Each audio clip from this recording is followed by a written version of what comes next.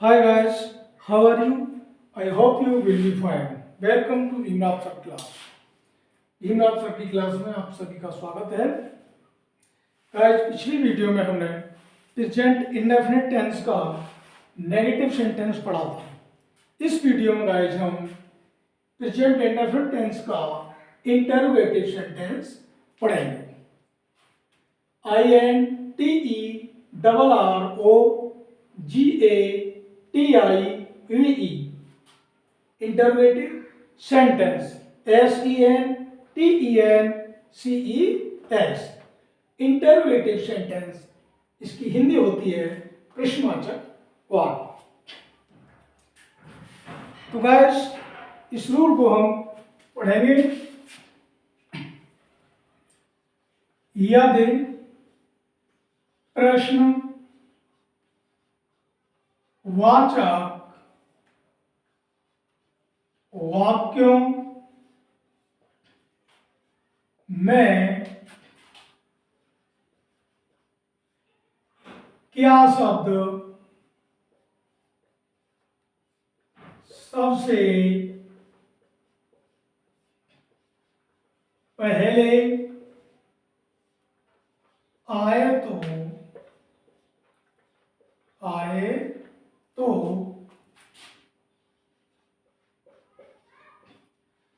कर्ता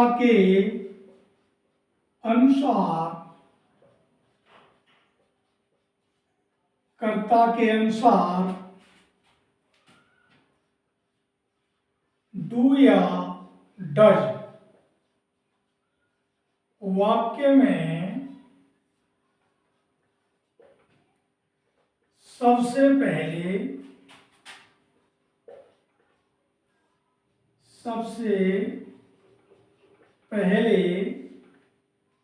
लिखते हैं। डू या डज वाक्य में सबसे पहले लिखते हैं। फिर कर्ता आता है।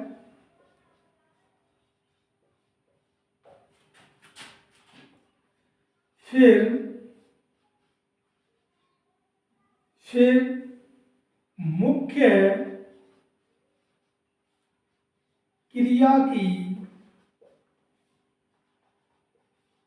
की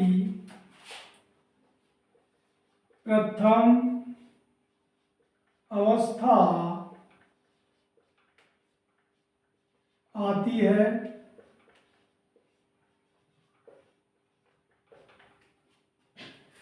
फिर मुख्य क्रिया की प्रथम अवस्था आती है। फिर कर्म आता है।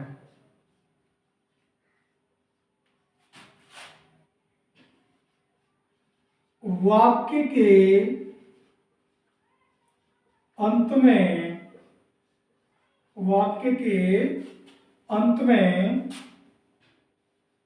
प्रश्नवाचक चिन्ह अवश्य लगाते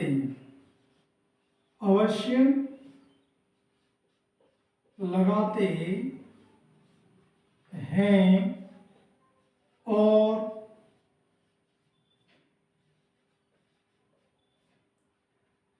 क्या शब्द की अंग्रेजी नहीं लिखते हैं।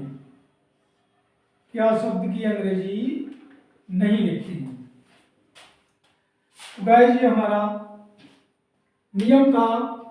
यदि प्रश्नवाचक वाक्यों में क्या शब्द सबसे पहले आए तो कर्ता के अनुसार डू या डज वाक्य में सबसे पहले लिखते हैं।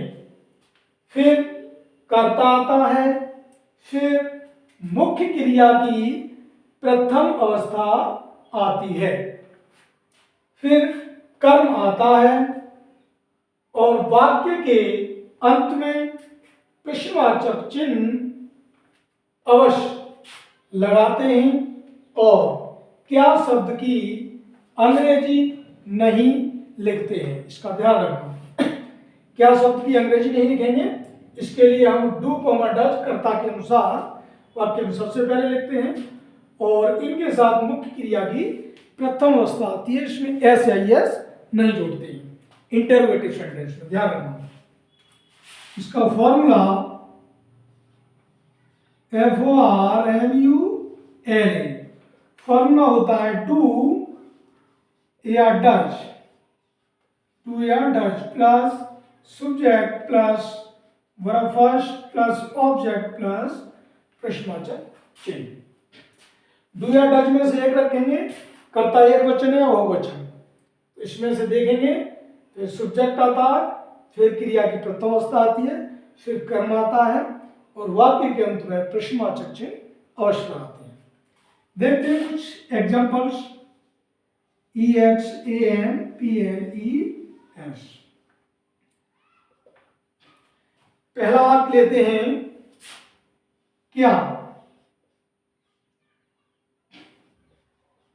रमेश एक पुस्तक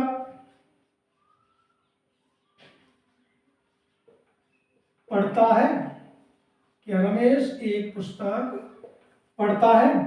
तो इसमें सबसे पहले देखिए क्या शब्द आ गया, इसकी अंग्रेजी नहीं लगाएंगे, हम इसके स्थान पर डू या डज लगाते हैं। तो DOES, डज रमेश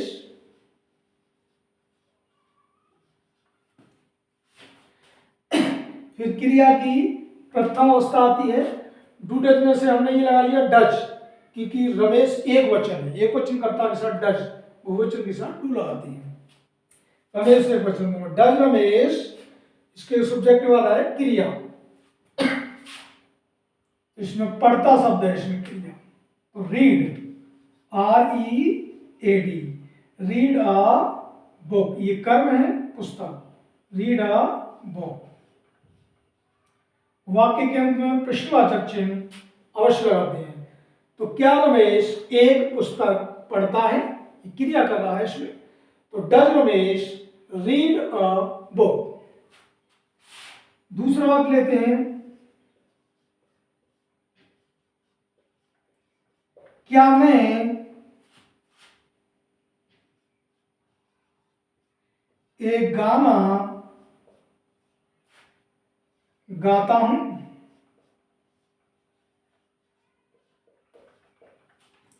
क्या मैं एक गाना गाता हूं? तो इसकी आएगी डू आई,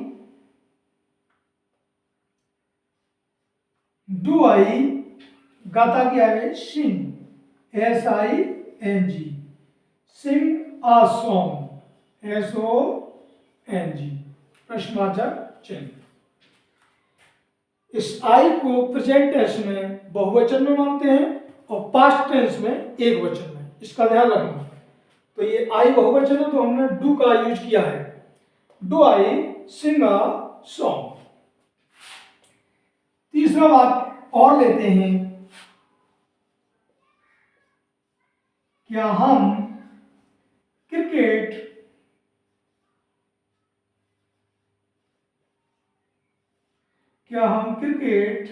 खेलते हैं? तो हम ये बहुवचन हैं, इसके लिए यहां टू आएगा, डू बी, अब क्रिया की फर्स्ट फॉर्म आएगी play, PLAY, play the cricket, CRICKET, प्रश्नवाचक चिन्ह। तो गाइस ये कुछ एग्जांपल्स थे। क्या रमेश एक पुस्तक पढ़ता है? तो does Ramesh read a book, Ramesh एक वचन है तो हमने डज का यूज किया है और सबसे पहले हम डू डज लगाते हैं प्रश्नवाचक में। क्या शब्द की अंग्रेजी नहीं लिखते हैं, तो कहीं हमने लिखी नहीं है क्या शब्द की अंग्रेजी। तो डज रमेश, फिर मुख्य क्रिया की प्रथम अवस्था आती है, तो इसमें मुख्य क्रिया है पढ़ता, तो इसकी आएगी रीड। तो does Ramesh read a book, एक पुस्तक, ये कर्म है। सेकंड एग्जाम्पल्स, क्या मैं एक गाना गाता हूं। गाना क्रिया है, गाता क्रिया है, गाना ऑब्जेक्ट है।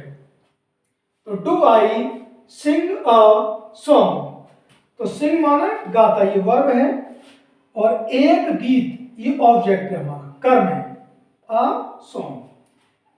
तीसरा एग्जाम्पल है, क्या हम क्रिकेट खेलते हैं। तो डू वी, ये हम बहुवचन है, तो हमने डू का यूज किया है। Do we play the cricket, do we play the cricket, ये क्रिया मुख्य क्रिया है, इसमें खेलते, तो इसकी स्पेलिंग लगाई है हमने प्ले। इसमें एस आई एस नहीं जोड़ेंगे, इसका विशेष ध्यान रखें। और द क्रिकेट ये हमारा कर्म है, ऑब्जेक्ट है।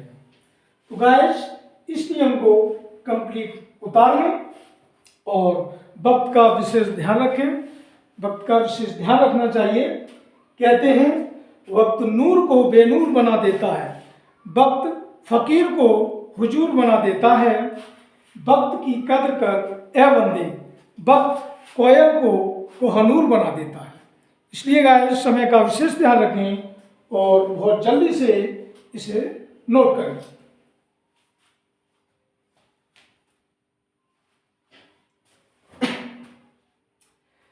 Thank you for watching this video. See again in the next video. Take care till then.